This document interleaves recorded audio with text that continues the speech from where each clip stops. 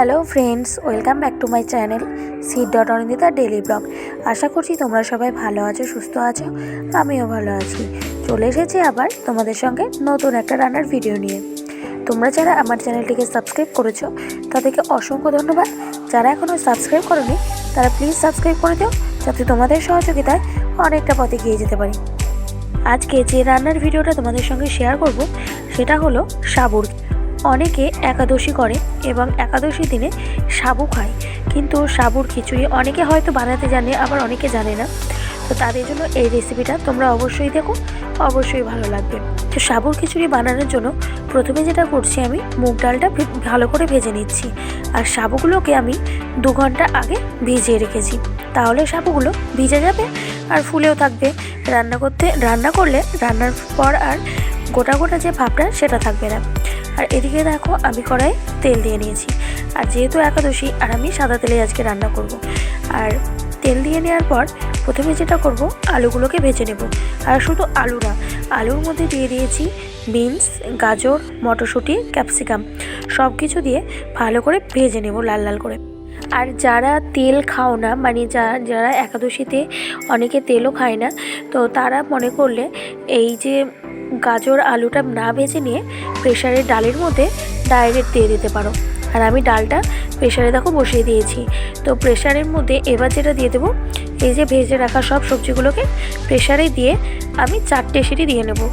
যেহেতু এটা মুগ ডাল, আর মুগ ডাল সিটি দিতে বেশি সময় লাগে না, তো 4টে সিটিতেই সেদ্ধ হয়ে যাবে। তা ওইদিকে দেখো, ডালটা সেদ্ধ দিয়ে আমি গ্যাসটা অফ করে দিয়েছি। ভাপটা না বসলে আবার সঙ্গে সঙ্গে যদি ঢাকনা খোলা হয় তাহলে আবার ডাল সেদ্ধ হয় না, তো তার জন্য আমি গরমটা বসতে দিয়েছি। আর এদিকে তেলে আমি ফোড়ন দিয়েছি এলাচ, তেজপাতা আর শুকনো লঙ্কা। আর তার সঙ্গে দিয়ে দিয়েছি আদা বাটা, জিরে গুঁড়ো দিয়ে ভালো করে দিয়ে মশলাটা আমি কষিয়ে নিচ্ছি।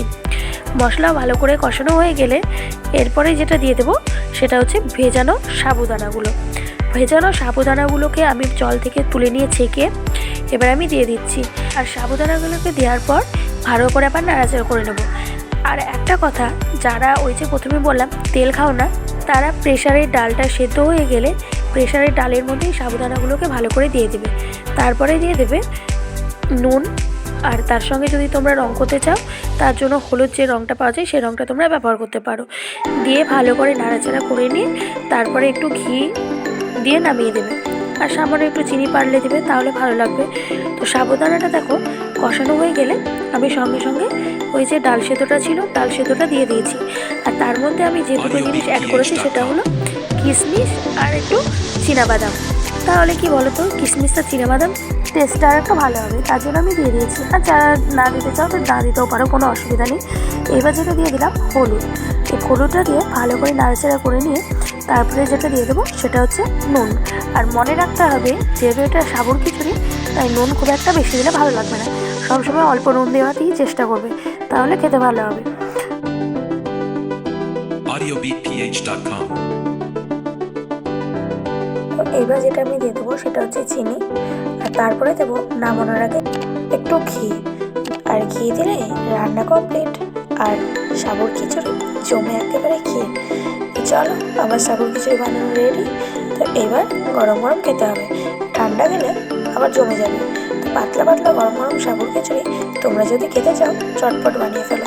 শুধু একাদশী দিনেই খেতে হবে এর কোনো কারণ নেই, কোনো পুজো অর্চনাও তোমরা খেতে পারো। তো আমার ভিডিওটি তোমাদের কেমন লাগে তোমরা অবশ্যই কমেন্টের মাধ্যমে জানাবে। আর আমার চ্যানেলটিকে তোমরা সাপোর্ট করে আমার চ্যানেলের পাশে দেখে যাও। বাই, আজকের মতন ভিডিওটা এই পর্যন্ত। সবাই ভালো থেকো, সুস্থ থেকো।